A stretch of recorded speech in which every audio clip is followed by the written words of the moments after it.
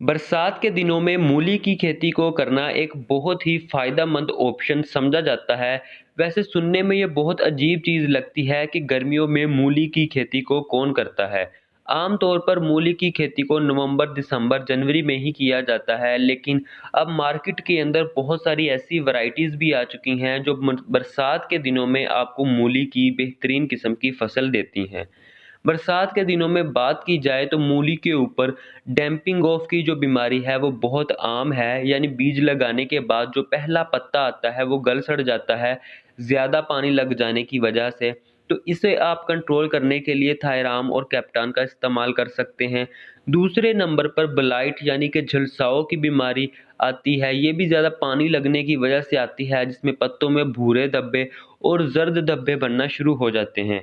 इसमें आप मैनकोज़ेब और कोराजेन का इस्तेमाल कर सकते हैं। और तीसरे नंबर पर कुंगी और जड़ सर की बीमारी आती है।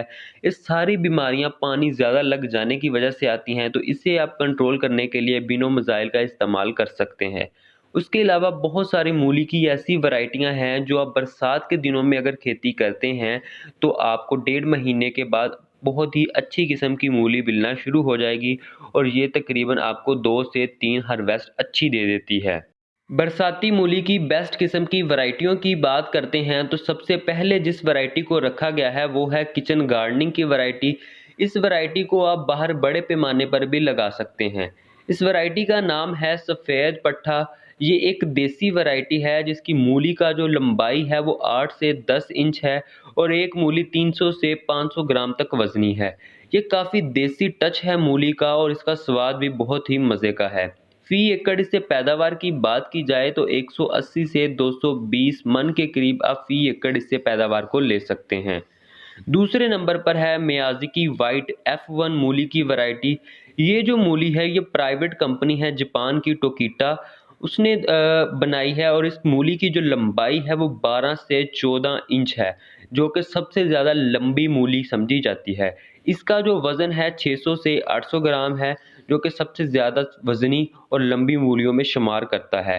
फ़ी एकड़ इसकी पैदावार की बात की जाए तो 250 से 300 मन फ़ी एकड़ आप इससे पैदावार को ले सकते हैं।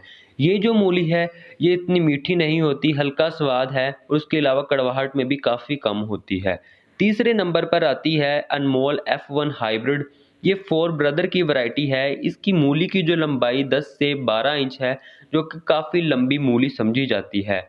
वज़न की बात की जाए तो एक मूली का जो वज़न है 400 से 600 ग्राम के करीब है, और 1 एकड़ से आप 200 से 250 ग्राम के करीब पैदावार को ले सकते हैं।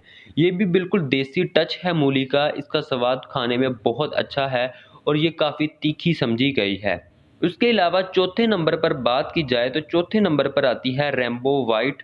ये अली अकबर की मूली की वैरायटी है। अली अकबर कंपनी ने इस वैरायटी को बनाया है, जिसकी मूली की जो लंबाई है बाकी मूलियों की तरह ही 10 से 12 इंच यानी कि काफ़ी लंबी समझी गई है, और 500 से 700 ग्राम एक मूली का वज़न है। फ़ी एकड़ पैदावार की बात की जाए तो 220 से 270 मन के करीब आप इससे मूली की पैदावार को ले सकते हैं। 5वें नंबर पर जो वैरायटी को रखा गया है वो सबसे ज़्यादा बेस्ट है, जिसकी मूली का कद बहुत है और मूली वज़नी बहुत ज़्यादा है, वो है टोकीटा हाइब्रिड। ये एक जापानी मूली की वैरायटी है जिसे बहुत ही ज़्यादा बरसात के दिनों में प्रेफ़र किया जाता है, क्योंकि इसकी मूली काफ़ी लंबी और वज़नी होती है। मूली की लंबाई की बात की जाए 14 से 16 इंच है, और इसका वज़न की बात की जाए वो 800 ग्राम है। इतना वज़न और लंबाई आपको किसी भी वैरायटी के अंदर नहीं देखने को मिलती जितनी यहाँ है।